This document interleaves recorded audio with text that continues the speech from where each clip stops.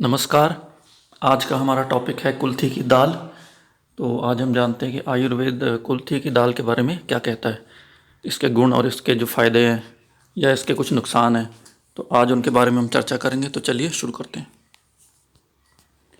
देखिए, सबसे पहले जो ये कुल्थी की दाल है, इसके बारे में हमारे जो प्राचीन ग्रंथ हैं आयुर्वेद के, उनमें लिखा है कि ये गर्म है और ये रूखी है और ये लघु है, पचने में हल्की है। ये कफ वात नाशक है क्योंकि ये गर्म है, तो ये कफ और वात के लोगों के लिए अच्छी है। और जिन लोगों को जैसे खांसी और दमा और जैसे सांस के रोग हैं और नज़ला, सर्दी, ज़ुकाम, साइनस, इन सब लोगों के लिए कुल्थी की दाल अच्छी है, इनको खानी चाहिए। आगे ऋषि कहते हैं कि देखिए, बुखार में भी इसको आप खा सकते हैं क्योंकि ये ज्वरनाशक है। कई बार हम बुखार में सोचते हैं क्या खाएं क्या ना खाएं, तो कुल्थी की दाल आप ज़रूर खाएं, उसका सूप बना के पिएं। और ये मेद नाशक है। मेद नाशक यानी फैट को कम करती है। तो जो लोग अपना वज़न कम करना चाहते हैं और वो लोग सोच रहे हैं कि हम क्या खाएं, तो कुल्थी की दाल को उन्हें अपनी डाइट में इंक्लूड करना चाहिए। और आगे इसके फ़ायदों को बताते हुए वे कहते हैं ये शरीर को ताकत देती है, पुष्टि देती है। ये स्किन डिजीज़ेस के लिए भी अच्छी है। कुष्ठ रोग यानी जो चर्म के रोग है, स्किन के प्रॉब्लम्स हैं, उनमें ये दाल खानी अच्छी है।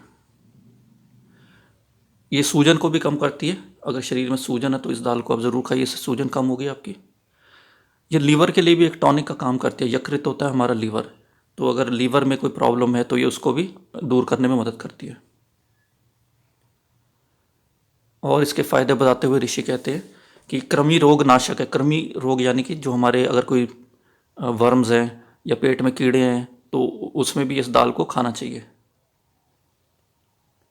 ये हमारी आंखों को ताकत देती है। नेत्र रोग अगर कोई है तो उसमें भी ये हितकारी है, आंखों के लिए अच्छी है। अब इसका एक और फ़ायदा है, ये डायबिटीज़ और शुगर के लोगों के लिए भी अच्छी है। प्रमेह होता है डायबिटीज़, तो डायबिटीज़ के लोग अगर सोच रहे हैं कि हमें कोई ऐसी चीज़ हम खाएं जिससे हमारी शुगर कम हो, कंट्रोल हो, तो उसमें कुल्थी की दाल उन्हें खानी चाहिए। और ये बवासीर अगर आपको रोग है उसमें भी ये मदद करती है उसको दूर करने में। और इसका एक सबसे कॉमन यूज़ जो आम तौर पे, जो शायद सब लोगों को या ज़्यादातर लोगों को पता होगा, ये पथरी को भी तोड़ती है। इस दाल की विशेषता ये है कि जब ये जहाँ ये पैदा होती है, पत्थर पे भी पैदा हो सकती है, तो इसमें इतनी ताकत होती है कि पत्थर को चीर के भी निकल जाती है। तो ये इसलिए पथरी के रोगों में ये बहुत अच्छा काम करती है, पथरी को तोड़ती है ये। अब देखिए, इतने सारे फ़ायदे इस दाल के हैं, लेकिन कुछ इसके नुकसान भी हैं। तो सबसे पहला नुकसान, क्योंकि ये गर्म नेचर की है, तो ये रक्त पित्त करेगी, शरीर के अंदर आपके गर्मी बढ़ाएगी, खून को गर्म करेगी।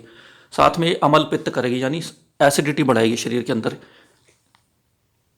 और ये इसका एक और नुकसान है, ये शुक्र को कम करती है, यानी स्पर्म काउंट को कम करेगी ये। तो अगर आपको पहले से ही प्रॉब्लम है, स्पर्म काउंट लो है, तो आप इस दाल को मत खाइए। तो कुल मिला के हम अगर इस दाल को देखें तो हम ये कह सकते हैं कि पित्त के रोग, अगर आपका नेचर है, आपका नेचर गर्म है, तो आपके लिए ये दाल उतनी लाभकारी नहीं है। तो आप थोड़ा इसको कम ही प्रयोग करें। या अगर आपको शुगर की प्रॉब्लम है तो भी आप इसको कम प्रयोग करें या ना करें। लेकिन जो कफ और वात के लोग हैं, प्रकृति के लोग हैं, उनके लिए दाल बहुत बहुत ज़्यादा सूटेबल है। तो ये थी आज की हमारी जानकारी। अगर आपको ये अच्छी लगी है तो आप इसको लाइक करें और शेयर करें अपने फ्रेंड्स के साथ, और चैनल को सब्सक्राइब करें। और thank you for watching. Take care. Bye.